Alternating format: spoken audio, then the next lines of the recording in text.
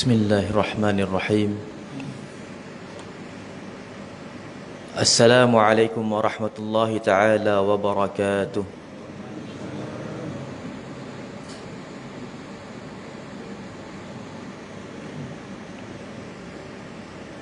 Alhamdulillahi rabbil alamin. Wabihi nasta'in ala umurid dunya wad din. Wala hawla wala quwwata illa billahil aliyil azim. سبحانك لا نحصي ثناء عليك كما أثنيت على نفسك فلك الحمد حتى ترضى ولك الحمد إذا رضيت ولك الحمد قبل الرضا ولك الحمد بعد الرضا ولك الحمد حتى ترث الأرض ومن عليها وأنت خير الوارثين سبحانك لا علم لنا إلا ما علمتنا إنك أنت العليم الحكيم رب اشرح لنا صدورنا ويسر لنا أمورنا واحلل عقدة من ألسنتنا ويفقه أقوالنا اللهم صل على نور الأنوار وسر الأسرار وتريق الأغيار ومفتاح باب اليسار سيدنا محمد المختار وآله الأطهار وأصحابه الأخيار عدد نعم الله وإفضاله أما بعد. Yang dimuliakan Tuan Pengerusi Surau, Tuan-tuan Imam, Tuan-tuan Muadzin yang bertugas di surau ini, barisan ahli jawatan kuasa, semua yang telah menjayakan segala aktiviti, program-program, pengajian-pengajian yang dianjurkan di bawah anjuran Surau An-Nur ini. Seterusnya, hadirin dan hadirat, muslimin dan muslimat yang dirahmati, disayangi, dikasihi oleh Allah Subhanahu wa taala. Kita bersyukur kehadrat Allah Subhanahu wa taala limpah kurnia serta inayah yang telah diberikan, dianugerahkan oleh Allah Subhanahu wa taala ke atas kita semua pada hari ini. Dipilih kita daripada segelintir umat Muhammad sallallahu alaihi wasallam yang dapat memakmurkan tempat yang sangat dimuliakan oleh Allah Subhanahu wa taala. Pada suatu waktu yang dijadikan oleh Allah Subhanahu wa taala waktu untuk kita beribadah kepadanya. Waktu yang tidak pernah dipersiakan oleh orang-orang yang saleh, melainkan dimanfaatkan untuk menimba ilmu dan juga menambahkan dengan amalan-amalan yang sunnah. Juga kita hadir ke dalam sebuah mujtama' perhimpunan perkumpulan, suatu majlis yang telah pun disebutkan oleh Rasulullah sallallahu alaihi wasallam di dalam sabdanya, akan diturunkan ke atas orang yang hadir ke tempat seperti ini dengan ketenangan jiwa, diselubungi oleh rahmat Allah Subhanahu wa taala, dihadiri, dikerumuni oleh para malaikat Allah Subhanahu wa taala, dan juga nama mereka disebut-sebut di sisi Allah Subhanahu wa taala. Justru kita memohon kepada Allah Subhanahu wa taala dengan hadirnya kita ke tempat ini, dengan berhimpunnya kita di dalam majlis ini, dan juga kita berada pada waktu yang sangat memiliki fadilat dan kelebihan ini. Mudahan Allah Subhanahu wa taala sentiasa mengangkatkan darajat kita, mengampunkan dosa-dosa kita, dan juga menggolongkan kita dalam golongan orang-orang yang beriman di dunia dan di hari akhirat. Ya Allah, ya Tuhan kami, jadikanlah setiap yang hadir pada hari ini segala kesempitannya, segala permasalahannya dan juga segala kesusahannya dipermudahkan oleh-Mu ya Allah. Ditunjukkan jalan keluar dan juga diberikan kelapangan jiwa dan juga dilepaskan daripada gundah gulana dan juga keluh kesah ya Allah. Jadikanlah setiap yang hadir pada hari ini ya Allah, setiap permohonannya, permintaannya dan juga harapannya kepadamu diperkenankan oleh-Mu ya Allah. Tunaikan segala apa yang kami inginkan ya Allah, dan juga perkenankan apa yang kami harapkan kepadamu ya Allah. Jadikanlah lisan kami adalah lisan yang Engkau mustajabkan segala doa yang baik daripada kami ya Allah. Dan jadikanlah lisan kami adalah lisan yang menyambung apa yang telah pun disebutkan oleh Rasulullah sallallahu alaihi wasallam. Juga lisan yang tidak pernah berdusta dan juga tidak pernah menduka cita ya Allah. Ya Allah, ya Tuhan kami, jadikanlah setiap yang hadir pada hari ini seorang hamba-Mu yang Engkau berikan sepenuh-penuhnya keredaan dan kasih sayang-Mu ya Allah. Jadikanlah kami hamba-Mu yang Engkau redai ya Allah. Jadikanlah kami hamba-hamba-Mu yang Engkau sayangi dan Engkau rahmati ya Allah. Ya Allah, ya Tuhan kami, jadikanlah segala asbab untuk kami diampunkan dosa-dosa kami ya Allah. Selindungilah segala keaiban dan kekurangan kami ya Allah. Mudah-mudahan dengan ini semua ya Allah, dapat kami menemukan penghabisan hidup yang baik daripada dunia yang sementara ini ya Allah. Wafatkanlah kami, matikanlah kami dalam keadaan husnul khatimah.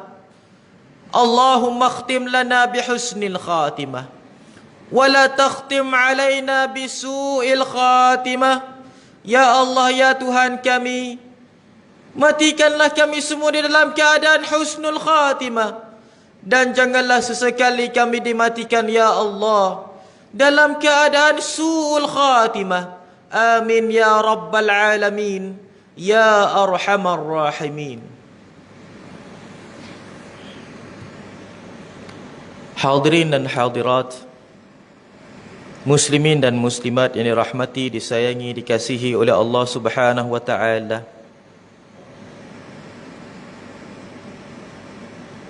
Suka kita untuk pada hari ini membicarakan, membincangkan berkenaan sebuah hadis Rasulullah sallallahu alaihi wasallam.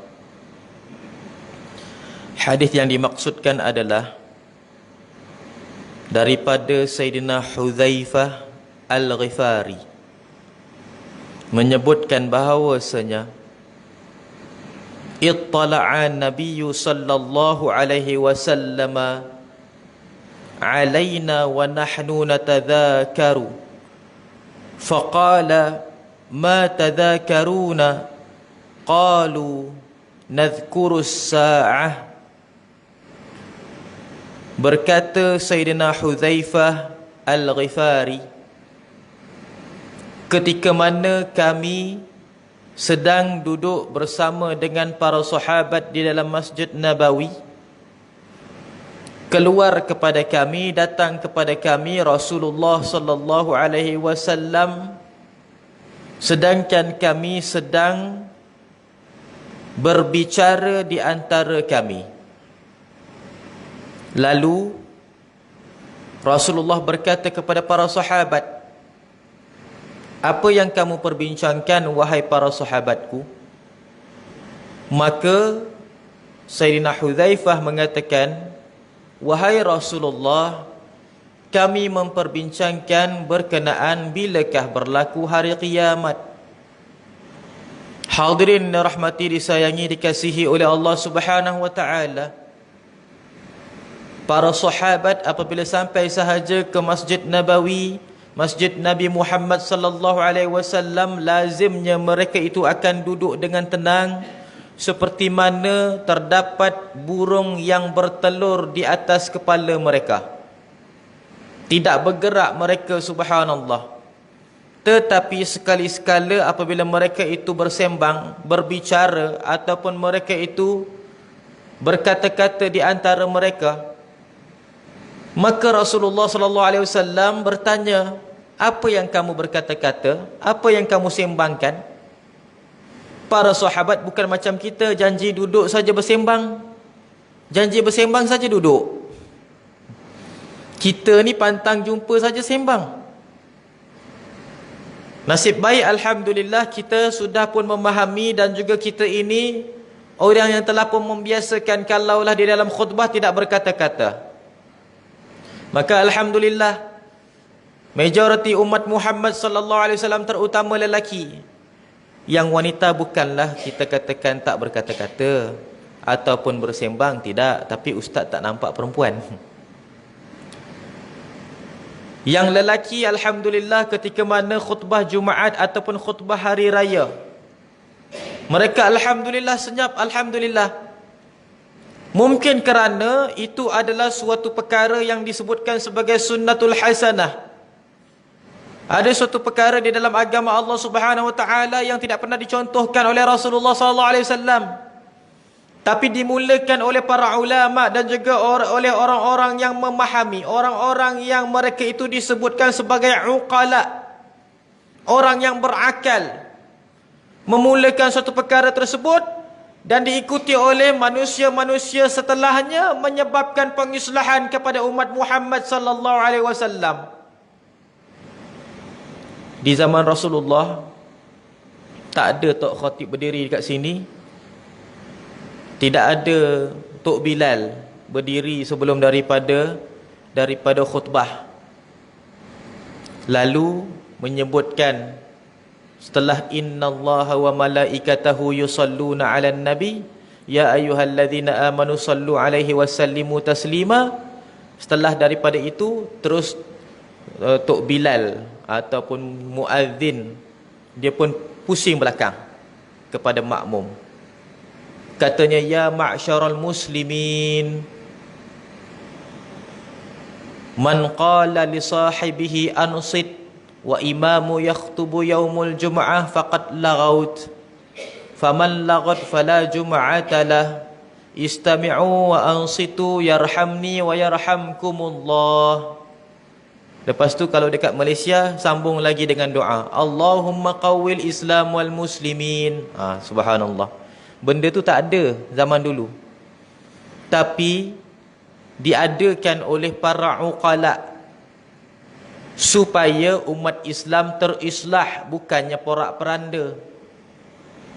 Kata Rasulullah, man sanna fil islami sunnatal hasanah falahu ajruha wa ajru man amila biha ila qiyamis sa'ah ghairi an yanqusu min ajrihi syai'. Barang siapa yang mengada-adakan suatu perkara di dalam Islam, perkara yang baik. Maksud mengada-adakan tu, maksudnya perkara itu tidak pernah didahulukan oleh orang-orang sebelumnya, tapi dia yang mengadakan perkara tersebut kerana melihat ada pengislahan dan pembaikan pada perkara itu. Ada orang subhanallah tak berani nak terjemah. Ada juga bila ustaz datang ke surau, rupa-rupanya tuan muazzin itu dia terjemah sekali, yang bermaksud sabda Rasulullah sallallahu alaihi wasallam, barang siapa yang berkata-kata kepada rakannya, hei diam, contoh, ansit maksudnya diam. Kawan kita cakap, kita pun hei diam. Faqad laghauta, dia telah pun sia-sia pahalanya. Siapa yang sia-sia, semua pun sia-sia. Yang sembang sia-sia, yang suruh diam pun sia-sia juga. Faqad laghauta, barang siapa yang telah pun sia-sia pahala, telah pun lagha, maka tidak ada pahala Jumaatnya, maka diamlah kamu, tumpukan perhatian, mudahan diberikan kerahmatan kepadaku dan kepada kamu semua. Ada yang terjemah, sebenarnya lebih baik terjemah alhamdulillah. Kerana apa subhanallah? Tak semua orang-orang Malaysia ni faham hadis. Kita bukan orang Arab. Kalau kita ni macam orang Pakistan, memang terbiasa dengan bahasa Arab. Dan kalau ada orang cakap bahasa Arab, mereka faham, cuma tak boleh nak balas. Manusia ni dengan bahasa dia macam dua. Sama ada dia macam manusia hidup ataupun macam-macam manusia mati. Yang macam manusia hidup, bila orang cakap dia boleh balas, itu manusia hidup. Maksudnya dia faham dengan perkataan tu. Ada bahasa yang kita ni macam orang mati. Faham tak? Orang cakap kita faham tapi tak boleh nak balas, macam mayat. Faham tak? Orang tu cakap kita faham, tapi nak balas tak boleh. Macam kita dah mati, macam kita ni dah meninggal dunia. Orang cakap kita dengar, tapi nak balas tak boleh. Subhanallah. Banyak yang macam ini, banyak yang macam ini. Macam ustaz orang Banjar, bila orang Banjar cakap faham, tapi nak balas balik tak boleh. Pasal apa? Kadak awak basurah Banjar. Tak boleh cakap bahasa Banjar banyak. Subhanallah. Tapi alhamdulillah bila belajar bahasa Arab, bila orang Arab cakap, kita boleh balas alhamdulillah. Ada juga mungkin di kalangan tuan-tuan yang faham bahasa Arab, bila ada orang cakap bahasa Arab, faham alhamdulillah, tapi bila nak balas tak boleh. Bukan tak boleh maksudnya tak boleh langsung, tapi tak boleh nak balas dengan yang sempurna lah. Subhanallah. Macam dulu kalau mula-mula kita belajar bahasa Arab, bahasa broken habis. Anta kalam ana, anta mafi amal. Tapi macam itu. Subhanallah. Bahasa Arab broken habis. Janji faham. Kita pun sama jugalah. Kalau ustaz cakap bahasa Inggeris broken, cakap bahasa Inggeris broken, subhanallah. Let's go together. Macam itu. Subhanallah. Janji faham. Sebab kita ni bila cakap bahasa Inggeris, antara kita bukan tak tahu bahasa Melayu pun. Tapi bajet kan, biasalah. Manusia ni kadang-kadang dia ada sifat-sifat bajet dalam hati tu. Sifat-sifat nak menunjuk konon-konon dia pandai. Subhanallah. Ustaz tak pernah pun tengok orang-orang, tak pernah pun tengok manusia yang fasih bahasa Arab tiba-tiba nak cakap bahasa Arab dekat orang lain. Tapi banyak ustaz tengok orang yang tahu bahasa Inggeris sikit-sikit, bila cakap sikit-sikit campur bahasa Inggeris, sikit-sikit campur bahasa Inggeris. Minta maaf, ustaz bukannya nak meninggi diri, ustaz pandai bahasa Arab. Tapi bila ustaz cakap dengan orang Melayu, tak ada pula ustaz nak campur-campur bahasa Arab. Subhanallah. Hadirin yang dirahmati disayangi dikasihi oleh Allah Subhanahu wa taala. Maka alhamdulillah, oleh kerana perkara yang disebutkan sedemikian, dia adalah memberikan keislahan kepada umat Muhammad. Iaitu sampai sekarang orang faham, kalaulah khutbah itu dilangsungkan maka perlu diam. Walau bagaimanapun keadaannya, walaupun dia lihat kawannya di sebelah bersembang, dia tak boleh nak tegur, melainkan kalau tegur dengan isyarat sahaja. Contoh. Alhamdulillah sekarang ada banyak perubahan berbanding yang dulu-dulu. Dah tak ada lagi manusia yang bersembang di dalam masjid. Rasa-rasanya alhamdulillah, kalau sekarang ini yang bersembang tu waktu ceramah aja. Waktu khutbah semuanya diam, sampai belakang pun diam. Alhamdulillah. Subhanallah. Sebab ceramah tak ada orang yang mulakan. Jadi barang siapa yang bercakap-cakap ketika mana ustaz sedang berceramah, tak ada pula orang ingatkan sebelum mula ceramah. Sebab itulah subhanallah, banyak je yang bercakap-cakap dia buat kesimpulan ustaz cakap. Subhanallah, ustaz ceramah depan, dekat belakang dia buat kesimpulan. Alhamdulillah. Sekarang kan banyak orang-orang yang buat react sekarang. Sampai kat surau pun nak buat react juga. Subhanallah. Hadirin yang dirahmati disayangi dikasihi oleh Allah Subhanahu wa taala. Maka itu adalah perihal para sahabat. Mereka itu walau bagaimanapun keadaan mereka, kalaulah duduk di dalam Masjid Nabawi, macam mana pun mereka akan senyap. Para sahabat bila duduk di dalam Masjid Nabawi, mereka tak akan berkata-kata, tidak akan bersembang. Tetapi kalau adalah perkara yang mereka sembangkan, Kalau adalah perkara yang mereka itu perbincangkan, memberikan perkara itu adalah benda yang besar dan juga penting bagi para sahabat. Lalu ditanya oleh Rasulullah SAW, amma tadhakkarun, apa benda yang kamu itu perkatakan, apa benda yang kamu itu sembangkan wahai para sahabat? Maka kata Sayyidina Hudzaifah Al-Ghifari menyebutkan bahawasanya, nadhkurus sa'ah, wahai Rasulullah, kami ini mengingati ataupun kami menyebutkan tentang bilakah berlaku hari kiamat. Maka perkara ini adalah perkara yang menjadi satu perkara yang penting kepada para sahabat, sehinggalah mereka itu berkata-kata dan bercakap di dalam Masjidun Nabawi sebelum daripada kedatangan Rasulullah sallallahu alaihi wasallam. Maksudnya benda ni sangat penting pada para sahabat. Sangat penting betul. Sampaikan dalam masjid mereka boleh bercakap. Kalau benda ni tak berapa penting, maka nescaya mereka tak akan bercakap di dalam masjid. Terutama lagi Masjid Nabawi. Subhanallah. Masjid Nabi Muhammad sallallahu alaihi wasallam. Para sahabat ini telah pun dididik dengan disiplin yang sangat tinggi. Dididik dengan adab yang begitu tinggi, terutama di hadapan Nabi Muhammad sallallahu alaihi wasallam, sehingga kan tidak ada seorang sahabat pun memanggil Nabi Muhammad dengan memanggil namanya ya Muhammad, tetapi memanggil dengan gelarannya ya Rasulullah. Hadirin yang dirahmati, disayangi, dikasihi oleh Allah Subhanahu wa taala, maka jawab baginda sallallahu alaihi wasallam, qala, bersabda Rasulullah sallallahu alaihi wasallam, innaha lan taquma hatta tarawna qablaha 10 ayat. Sesungguhnya hari kiamat itu tidak akan berlaku, kata Rasulullah sallallahu alaihi wasallam, sehinggalah kamu melihat sebelumnya berlaku 10 perkara terlebih dahulu. Maksudnya hari kiamat tidak akan mengejut berlaku, melainkan sebelumnya berlaku 10 perkara terlebih dahulu. Kalaulah 10 perkara itu tidak berlaku lagi, maka jangan kita bimbangkan kiamat itu akan berlaku, kerana ia memang tidak akan berlaku.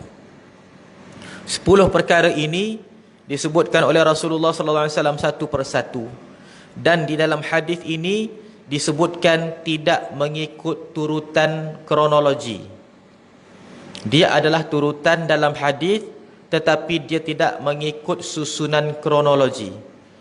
Kerana para ulama telah pun mengkaji dan juga meletakkan kronologi, mendapati bahawasanya perkara yang disebutkan kebanyakan berkenaan dengan petanda-petanda besar hari kiamat, Rasulullah sallallahu alaihi wasallam tidak menyebutkan mengikut turutan, melainkan adalah turutan yang disebutkan itu turutan di dalam hadis semata-mata. Apa yang disebutkan di sini? Fadzakara, maka Rasulullah SAW pun menyebutkan apakah yang berlaku sebelum daripada kiamat itu ditegakkan ataupun dilakukan oleh Allah Subhanahu wa taala. Maka berkata Rasulullah SAW, ad-dajjalu ad-dukhanu wad-dajjal wad-dabbata wa tulu'a syamsi min maghribiha wa nuzula Isa bin Maryam sallallahu alaihi wasallam wa ya'juj wa ma'juj wa thalathata khusufin khasfun bil masyriqin wa khasfun bil maghribi wa khasfun bi jaziratil Arab wa akhiru dhalika narun takhruju minal Yaman tatrudun nasa ila ma'syarihim. Rasulullah menyebutkan perkara-perkaranya adalah yang pertama ad-dukhan, kemudiannya ad-dajjal, kemudiannya ad-dabbah, kemudiannya terbit matahari daripada sebelah barat, kemudiannya turun Nabi Isa ibnu Maryam, kemudiannya Ya'juj dan juga Ma'juj, kemudiannya berlaku 3 kali gerhana. Gerhana yang pertama berlaku pada sebelah timur, Gerhana yang kedua berlaku pada sebelah barat, dan gerhana yang ketiga berlaku dekat benua tanah Arab. Dan yang akhir, kata Rasulullah, keluar api daripada bumi Yaman yang mengejar manusia sehinggalah mereka itu terkepung dekat suatu tempat di Mahsyar. Mahsyar itu sebuah negeri dekat Syria sekarang, bukan padang mahsyar hari akhirat. Ada orang kata mahsyar tu tempat manusia dihimpunkan di hari kiamat. Bukan, itu nama tempat, macam Selangor. Contoh, subhanallah. Padang mahsyar hari akhirat tu, itu dunia lain, itu dah alam lain. Ni masih lagi di dunia, masih lagi belum berlaku kiamat, tapi telah pun berlaku petandanya. Hadirin yang dirahmati, disayangi, dikasihi oleh Allah Subhanahu wa taala. Maka ini yang dikatakan oleh Nabi Muhammad sallallahu alaihi wasallam, ada 10 perkara. Dan semua perkara ini disebutkan satu persatu oleh Rasulullah SAW, seperti mana yang kita ini beritahukan. Turutan yang disebutkan oleh Nabi Muhammad dalam hadis ini tidak mengikut turutan kronologi petanda-petanda akhir zaman, tetapi dia adalah turutan di dalam hadis semata-mata. Kalau tidak, subhanallah, tidaklah dikemudiankan turun Nabi Isa alaihi salam berbanding Dajjal. Kerana apa? Nabi Isa dengan Dajjal itu adalah satu zaman. Maksud satu zaman, dia berlaku sekali. Hadirin yang dirahmati, disayangi, dikasihi oleh Allah Subhanahu wa taala.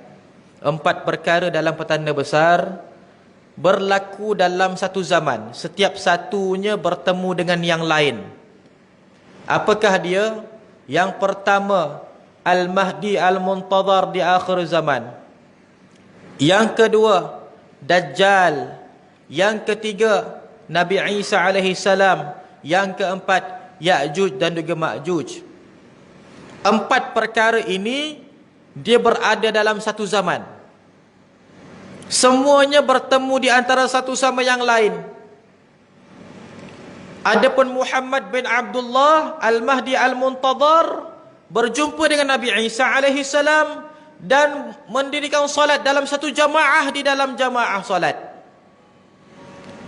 Adapun Dajjal berperang dalam peperangan yang dikatakan Malhamatul Kubra bersama dengan orang-orang Islam yang dipimpin oleh Al-Mahdi Al-Muntadhar. Yang membunuh Dajjal pada waktu itu adalah Nabi Isa bin Maryam. Adapun Ya'juj dan juga Ma'juj keluar setelah daripada matinya Dajjal dan juga matinya Ya'juj dan Ma'juj, hasil daripada permohonan doa Nabi Isa alaihi salam supaya Allah Subhanahu wa taala hapuskan mereka semua, lalu mereka dimatikan dengan suatu perkara yang tidak diketahui. Banyak daripada pendapat para ulama, tetapi yang pastinya ia masih belum diketahui. Ada yang mengatakan Allah Ta'ala hantarkan seperti mana serangga daripada langit yang memakan jasad-jasad yang dinamakan Ya'juj dan Ma'juj ini sampai mereka itu reput. Ada yang mengatakan dihantarkan suatu udara yang menyebabkan Ya'juj dan Ma'juj ini, mereka ini mati serta-merta dan macam-macam. Subhanallah. Jadi untuk kita terangkan satu persatu, rasanya setiap satu itu panjang lebar. Jadi kita petik lebih kurang 2 sahaja daripadanya, ataupun 3 daripadanya. Yang pertama adalah Ad-Dukhan. Ad-Dukhan itu adalah asap yang berkepul-kepul keluar daripada bumi, bukan disebabkan gunung berapi dan bukan disebabkan apa. Dia keluar adalah tanda peringatan daripada Allah Subhanahu wa taala dan berlaku 3 kali berturut-turut. Berlaku kali pertama dekat sebelah timur, berlaku kali kedua dekat sebelah barat, dan keluar buat kali yang terakhir dekat rukun Kaabah. Tahu tak kita Kaabah itu sebenarnya dia punya rupanya adalah segi empat sama sisi, segi empat tepat. Kaabah ini sebenarnya dia itu berbentuk agak panjang sedikit. Tetapi apabila telah berlaku suatu banjir besar di dalam zaman Bani Quraisy, pada waktu itu Kaabah itu dimasuki oleh air dan dinding Kaabah itu retak. Dinding Kaabah itu retak. Lalu mereka itu mengambil inisiatif untuk membina semula Kaabah yang baru. Kaabah yang asal diturunkan batu-batuannya, dirobohkan. Lalu dibinakan dengan Kaabah yang baru. Kaabah yang baru itulah rupa macam yang kita lihat di zaman sekarang. Kaabah yang zaman sekarang segi empat sama, kan? Kaabah dulu segi empat tepat, segi empat sama sisi. Maksudnya dua daripada dindingnya panjang sikit. Dia agak panjang sikit berbanding yang sekarang kita tengok segi empat tepat. Subhanallah. Dan Kaabah yang sekarang telah pun ditinggikan lantainya. Kalau siapa-siapa yang pernah pergi umrah, rasanya semuanya pernah pergi umrah rasa kat sini, alhamdulillah. Yang belum pernah pergi, subhanallah, Kaabah tu kalau kita berdiri dekat dia punya pintu ataupun dekat multazam, kita ini berdiri dekat pintu Kaabah ataupun multazam, kita akan dapati bawah pintu Kaabah tu atas kepala kita. Atas kepala kita. Oleh kerana ustaz pergi sana, ustaz kan pendek, kan?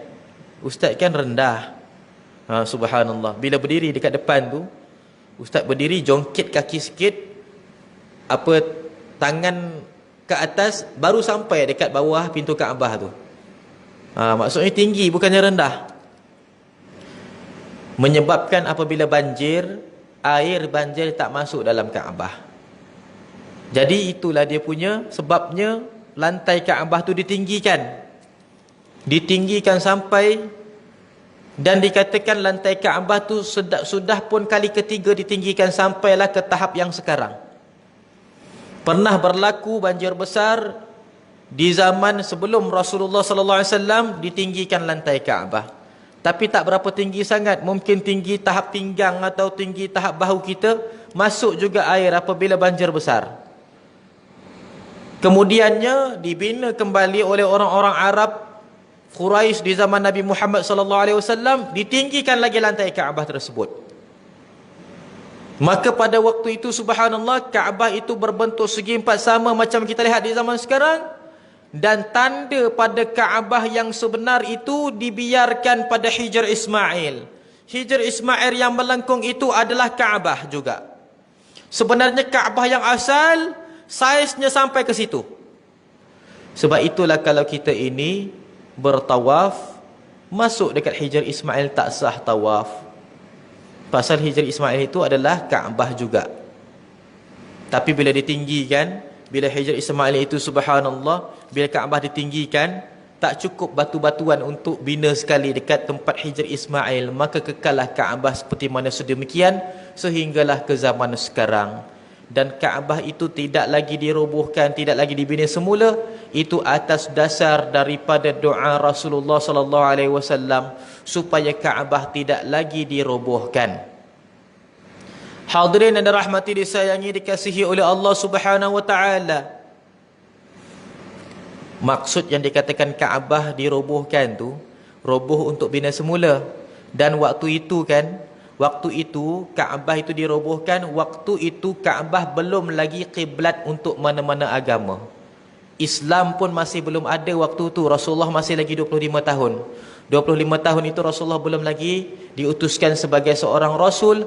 Memberikan makna agama Islam masih belum ada. Memberi makna Kaabah itu belum lagi kiblat kita.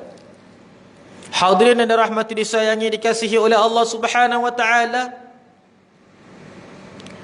Maka subhanallah, dalam Kaabah tersebut, oleh kerana Kaabah itu dia punya rupa dia memanjang. Dia dalam Kaabah itu terdapat 3 tiang. 3 tiang yang berderet, yang ianya membentuk memanjang daripada Hajar Ismail pergi kepada Hajar Aswad. Kaabah contoh ini, Kaabah. Kita ni contoh dalam Kaabah, contoh. Di sebelah sana Hajar Ismail, di sebelah sini pintu Kaabah. Dekat dalam ni ada tiang, 1, 2, 3. Tiang tu subhanallah sebenarnya 4 tapi jadi 3. Macam itulah sebab dia panjangkan dulu. Jadi bila dipendekkan, tiang jadi sikit dalam Kaabah tersebut. Ada 3 tiang.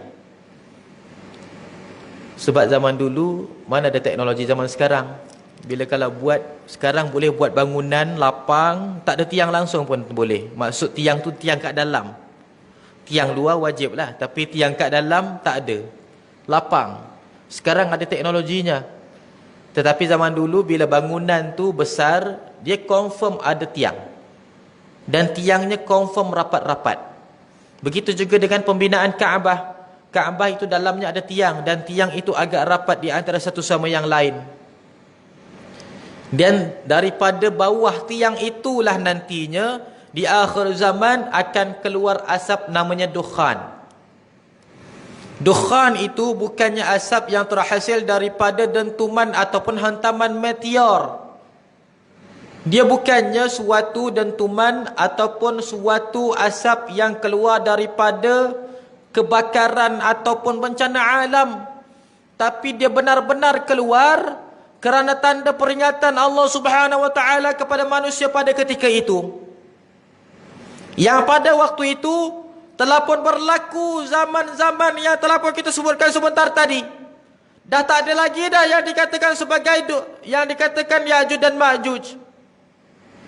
Dukhan ini dia keluar pula pada waktu yang berhampiran dengan perkara-perkara yang lain. Kalau kita tadi kita sebutkan 4 perkara berada dalam satu zaman. Dukhan ini pada zaman yang lain, dan dia itu berada pada zaman yang perkara-perkara lain pun ada sekali. Iaitu apakah dia? Yang pertama dukhan, yang kedua dabah, yang ketiga terbit matahari daripada sebelah barat, dan juga yang terakhir sekali keluar api daripada bumi Yaman. 4 perkara ini pula adalah berada pada satu zaman yang bertemu satu sama yang lain. Lepas berlaku dukhan, tak selesai lagi dukhan, keluar dabbah. Masih lagi hidup dabbah tersebut. Dabbah tu haiwan. Masih lagi hidup dabbah itu, pada waktu itu terbit matahari daripada sebelah barat.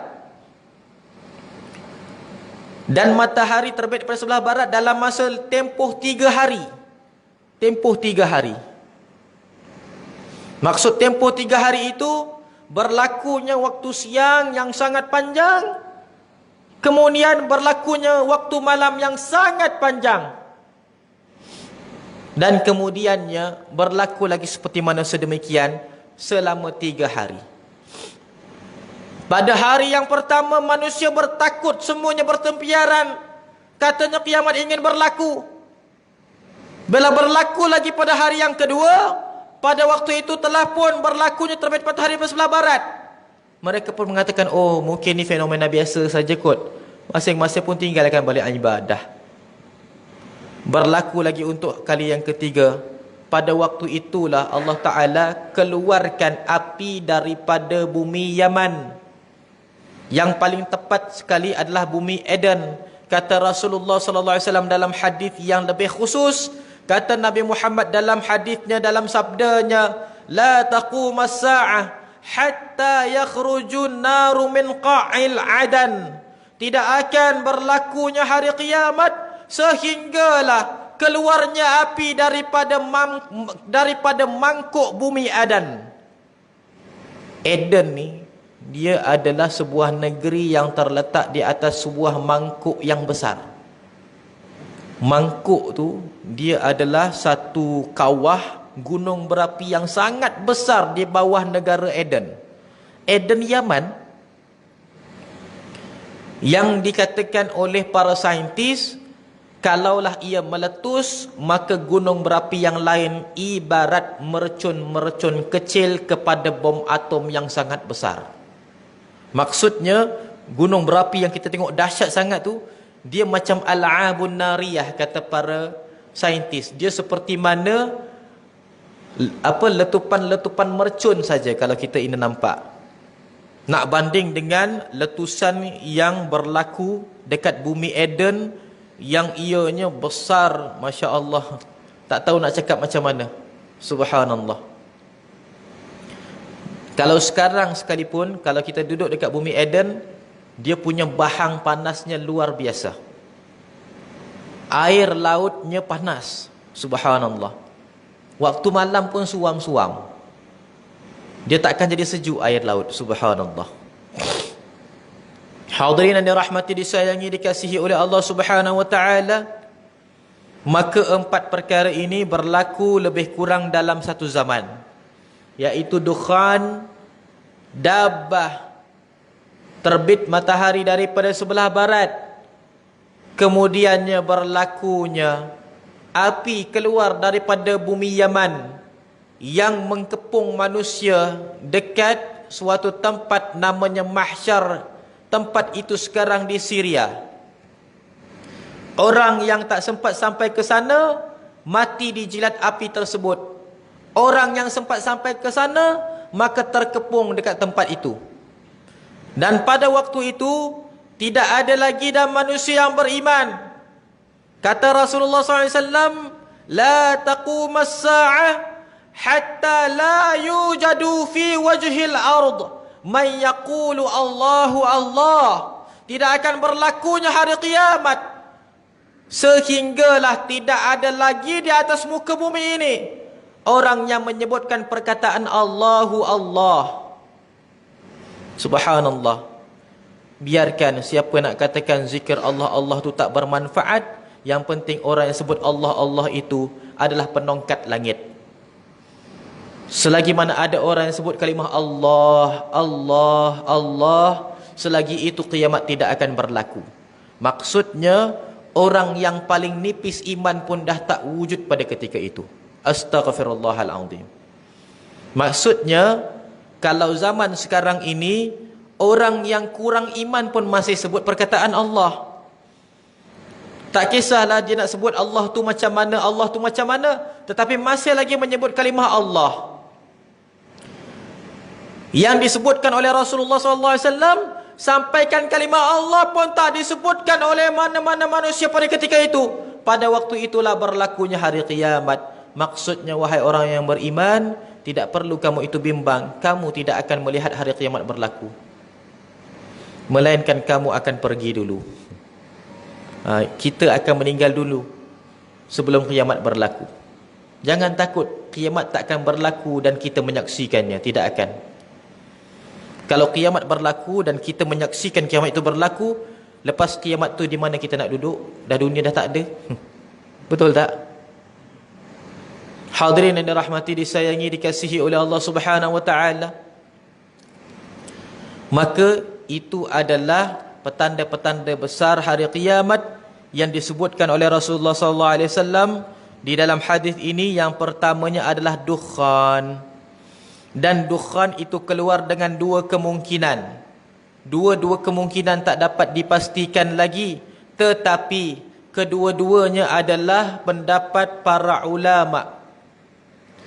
Kemungkinan yang pertama adalah dukhan ini akan keluar mematikan orang-orang yang beriman dan juga membiarkan orang-orang yang kafir. Maksudnya bila dukhan keluar saja, orang yang beriman mati, yang tinggal orang-orang kafir semata-mata.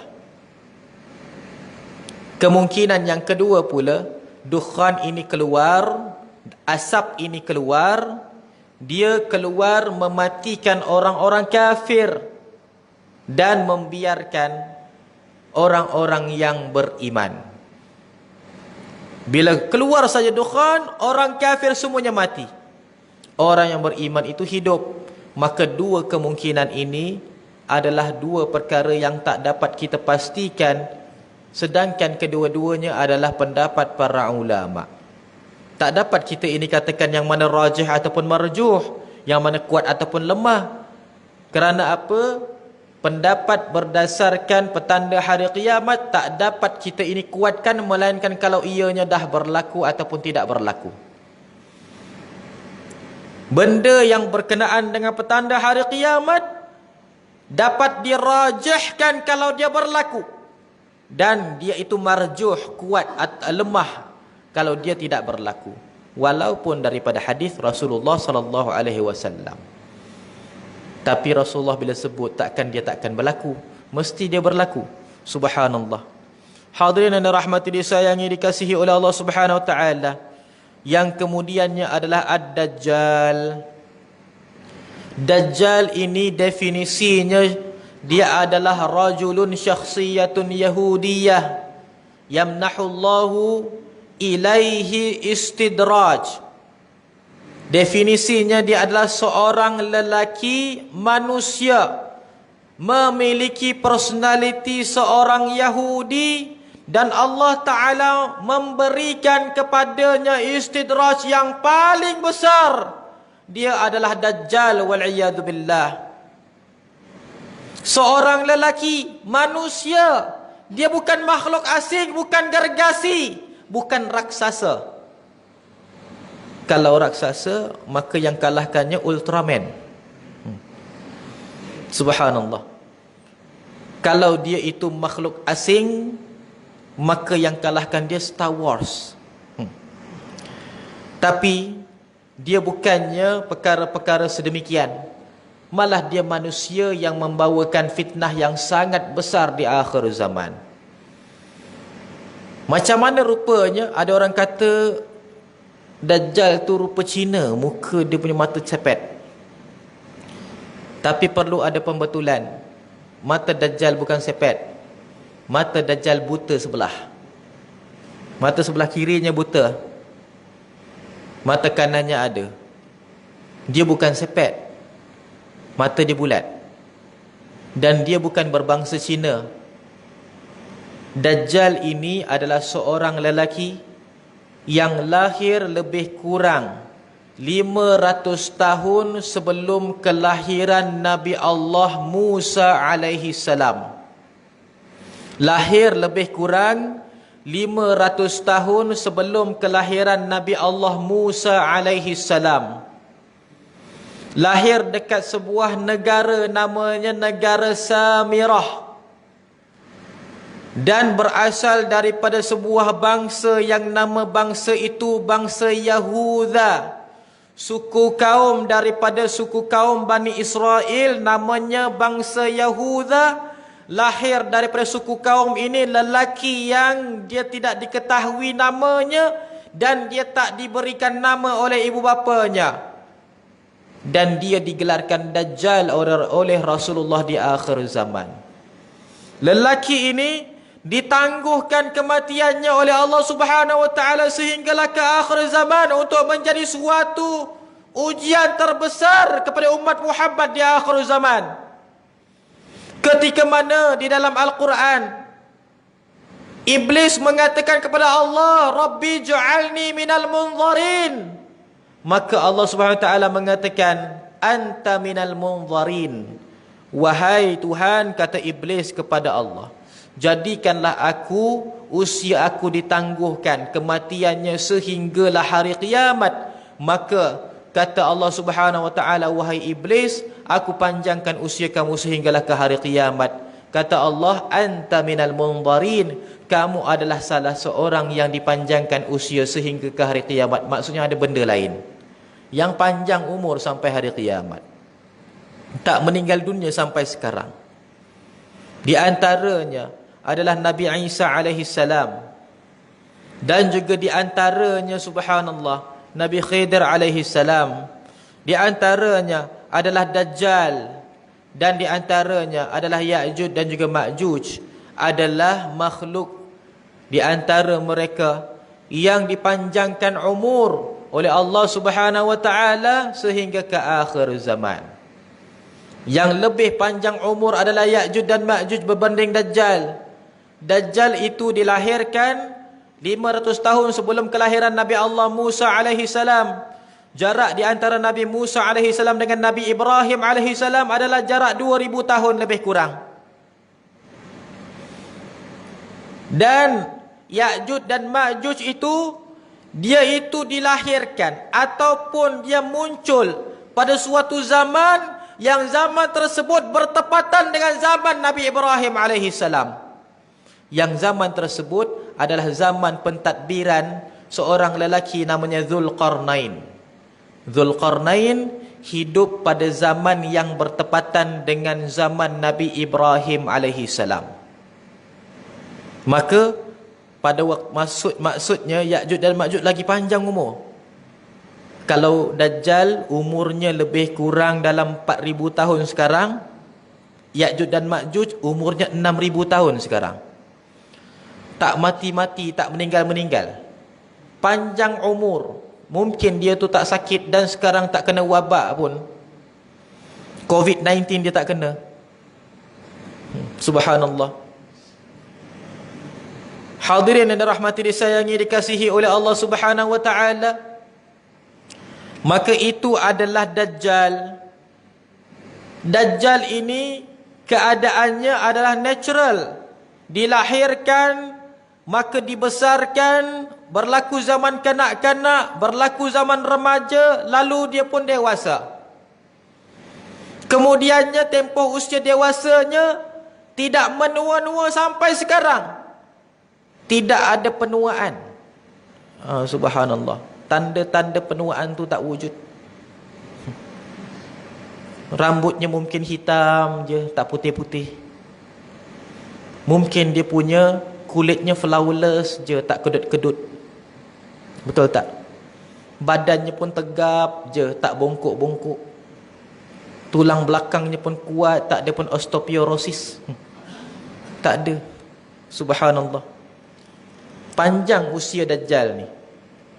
Sehinggalah ke akhir zaman tak pernah kenal rasa sakit lelaki nama Dajjal. Dia boleh buat penyakit, tapi dia tak pernah sakit. Sebab itulah dia merasakan diri dia macam Tuhan. Orang yang tiap-tiap kali jatuh sakit pun boleh mengaku Tuhan, ini pula orang yang tak pernah rasa sakit. Kalau kita lihat kebanyakan manusia yang ingkar perintah Allah, kebanyakan mereka ini Allah Ta'ala anugerahkan dengan kesihatan yang luar biasa.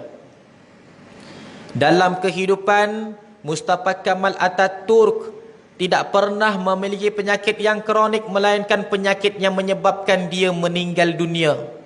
Penyakit itu penyakit yang misteri, tak tahu kenapa. Begitu juga dengan Fir'aun. Mereka tu lebih kurang saja. Fir'aun mengaku Tuhan. Mustafa Kamal Ataturk mencabar Tuhan. Tahu tak kita, waktu dia tengah menyiapkan bala tentera, dia bagi arahan. Katanya semua tentera duduk, tentera pun duduk. Semua tentera berdiri, tentera pun berdiri. Dia pun ketawa. Katanya, sekarang siapa yang kamu nampak lebih kuat? Allah ke aku? Itu kata-kata Mustafa Kamal Ataturk. Rasa-rasa di Islam ke bukan? Wallahu a'lam. Namanya masih Islam. Mudahan dia kalau diampunkan dosa oleh Allah, rasanya kafarahnya itu sangat berat. Kalau dia diampunkanlah dosanya oleh Allah, kafarahnya mungkin sangat berat. Begitu juga dengan Fir'aun mengaku Tuhan. Fir'aun yang mengaku Tuhan itu dalam riwayat mengatakan bahawasanya dia tak pernah rasakan sakit walaupun satu dekah batuk. Kita ni kalau batuk tak pernah satu dekah, mesti 2-3 sekali. Sekali batuk mesti 2-3 kali.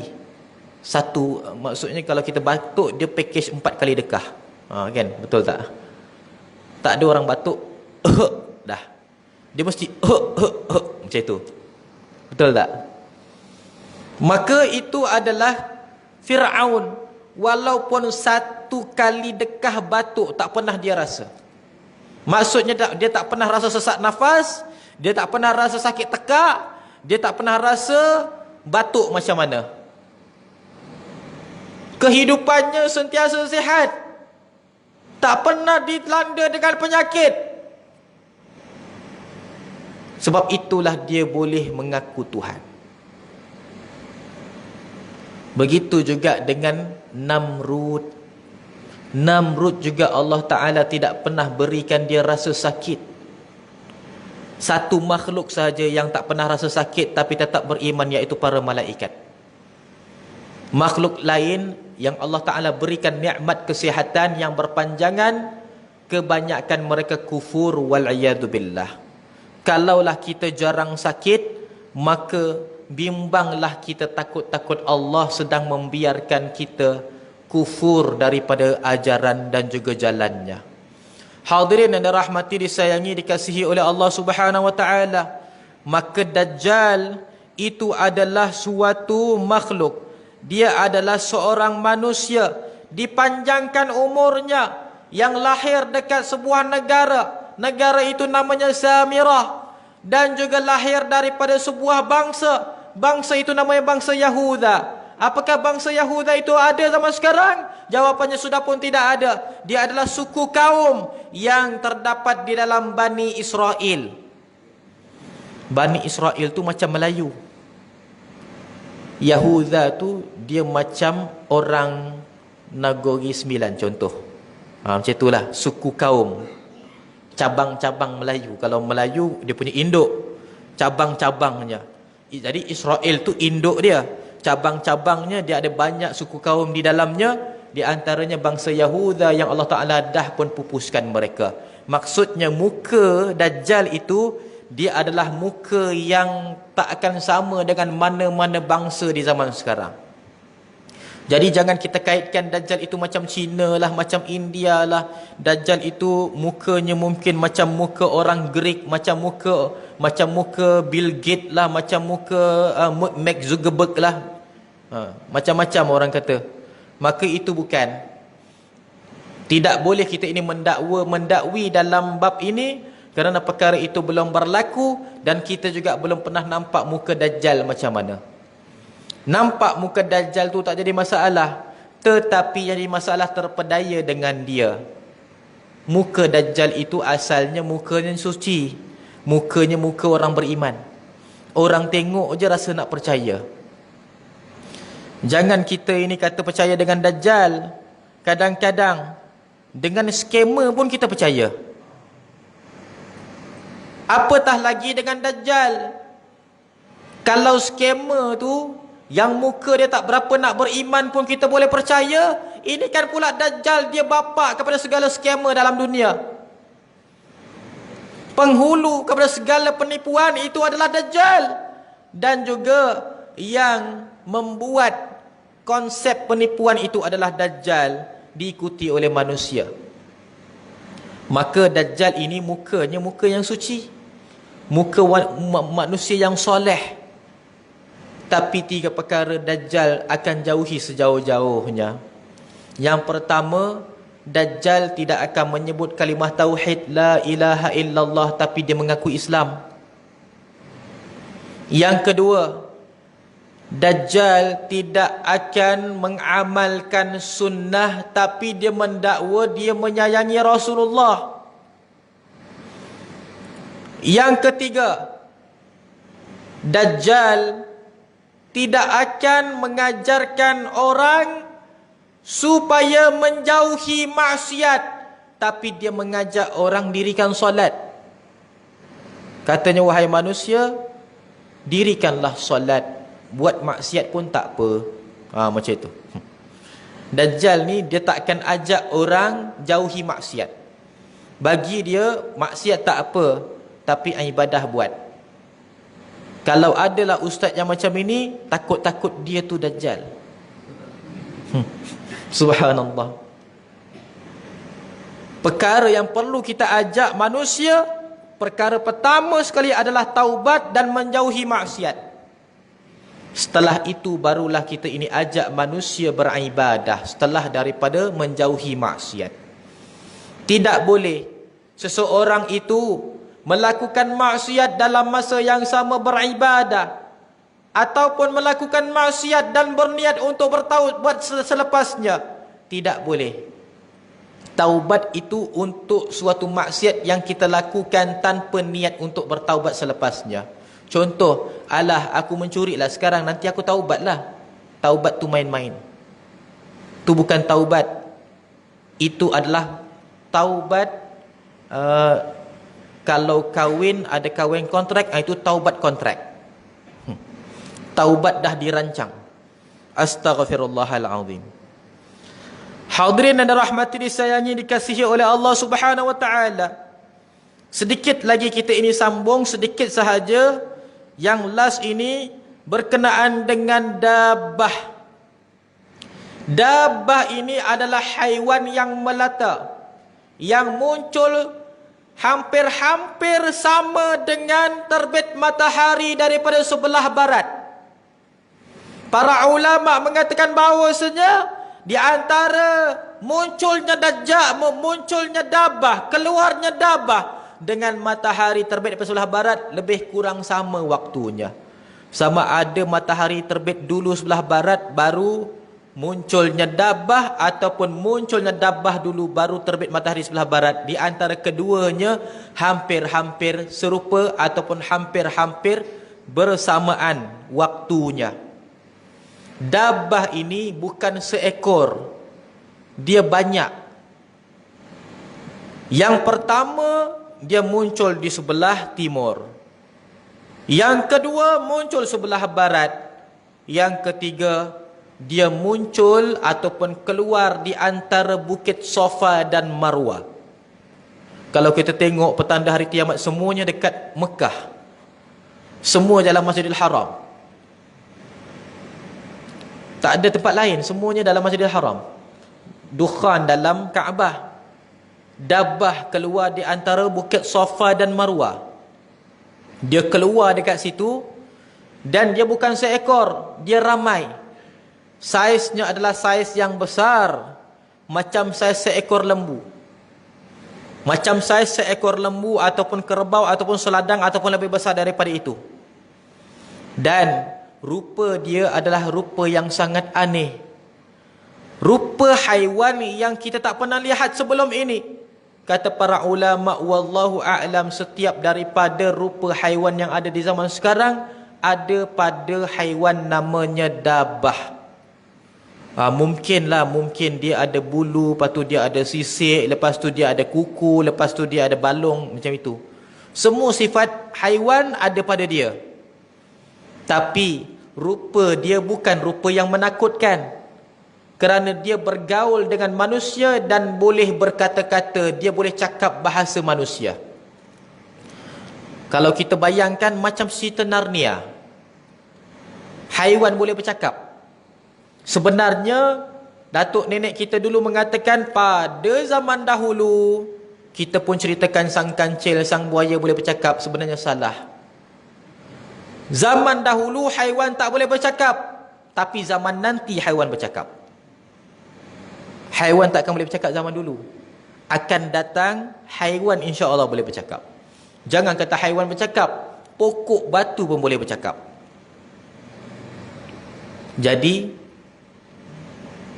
janganlah cerita dekat anak-anak tentang kisah pada zaman dahulu sang kancil, sang buaya. Takut-takut mereka mengatakan zaman dulu memang tak ada manusia ke? Ataupun manusia dulu memang tak pandai, yang pandai sang kancil. Jadi beri cerita yang betul. Pada zaman dahulu cerita pasal para anbiya, cerita pasal orang-orang yang soleh, cerita tentang perihal Bani Israel. Jangan cerita pasal sang kancil, sang buaya. Sang kancil, sang buaya itu dia adalah satu mitos yang tidak ada asas dalam mana-mana. Al-Quran tak ada, As-Sunnah tak ada, cerita para ulama lagi tak ada. Hadirin dan rahmati disayangi dikasihi oleh Allah Subhanahu wa taala. Maka itu adalah dabbah. Dabbah itu rupanya rupa yang hampir-hampir sempurna di antara haiwan dan manusia, cantuman. Tak tahu kita nak kata manusia tak manusia, nak kata haiwan pun tak haiwan. Tapi rupa dia tu bukan rupa yang menakutkan. Bila kita jumpa dia, kita boleh kata, Assalamualaikum, apa khabar? Dia pun jawab, Waalaikumsalam, baik. Dia boleh bercakap dengan kita. Maksudnya dia akan bergaul dengan kita dalam kehidupan sehari-harian kalau kita wujud waktu tu.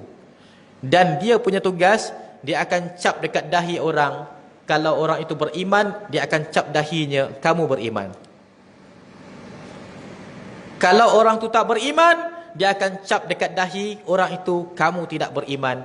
Setiap orang dah ada rubber stamp waktu tu dekat dia punya dahi. Dapat kita kenal, oh ni tak beriman rupanya kau, ya. Betul aku tak beriman. Macam tu. Semua waktu tu tak ada gaduh, tapi mengaku. Itu tugasan dabbah.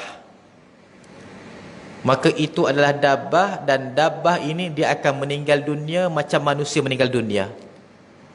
Telah meninggal dunia, dabbah, kita pun innalillahi wa inna ilaihi raji'un, meninggal dunia dah dia kan. Dabbah ini dia itu keluar daripada perut bumi, hasil daripada tindakan kimia daripada perut bumi, menyebabkan dabbah ini wujud. Dan kata para ulama, setiap tahun terdapat di dalam perut bumi suatu haiwan yang tak dikenali, yang telah pun terbentuk, hanya sahaja mereka belum hidup. Mungkin sekarang ni dekat dalam perut bumi tu mereka masih macam janin. Macam janin. Ataupun mereka itu macam satu ukiran tanah dan sebagainya, yang satu hari nanti Allah Ta'ala akan tiupkan roh, maka mereka hidup. Dan mereka bukan yang menakutkan. Bukan bila keluar tu takutkan orang, tak ada. Tapi keluarnya bergaul dengan manusia, bergaul dengan kita. Kita akan, kalau kita wujud waktu itulah, manusia akan ajak dia datang rumah, makan kat rumah saya je. Siapa dia tu? Dabbah. Kawan awak tu siapa? Dia manusia ke? Tak, dia tu dabbah. Oh, dabbah. Ajak datang rumah makan. Macam tu ibaratnya lah. Boleh bayang tak?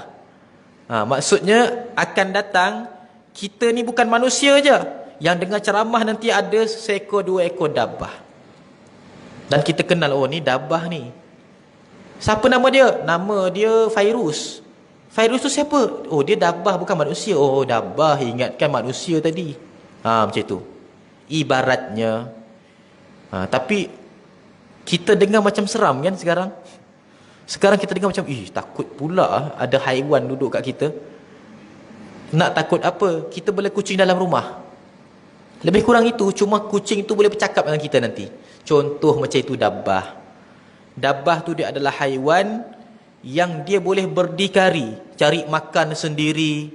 Dia boleh dan silap hari bulan dia boleh ada pakai baju. Dia pakai baju, dia ada pakaian, dia ada peralatan. Tapi kita bila tengok dia, kita tahu dia haiwan, bukan manusia. Subhanallah. Hadirin yang dirahmati, disayangi, dikasihi oleh Allah Subhanahu wa taala. Mudahan Allah Subhanahu wa taala mengangkatkan darajat kita, mengampunkan dosa-dosa kita, dan juga menjadikan kita semua berada dalam keimanan yang paling teguh, yang paling kuat. Ya Allah, ya Tuhan kami, ampunkan dosa-dosa kami ya Allah, dan jauhilah kami daripada segala fitnah di akhir zaman. Ya Allah, ya Tuhan kami, dalam hari yang mulia dan bulan yang mulia ini ya Allah, jadikanlah kami masuk ke dalam tahun baru nanti ya Allah. Pada bulan Muharram nanti ya Allah adalah penambahan keimanan dan ketakwaan kami kepadamu, dan juga rasa cinta kami kepadamu dan Rasulmu yang bertambah ya Allah. Rabbana atina fid dunya hasanah wa fil akhirati hasanatan wa qina adzaban nar. Sallallahu ala sayyidina Muhammadin nabiyil ummi wa ala alihi wa sahbihi wa baraka wa sallam. Walhamdulillahi rabbil alamin. Minta maaf sekiranya salah kata, tutur bicara, terkasar bahasa, ada menyinggung nama pihak yang berada di dalam surau An-Nur ini. Aqulu qawli hadza li wa lakum wa billahi taufiq. Assalamualaikum warahmatullahi wabarakatuh.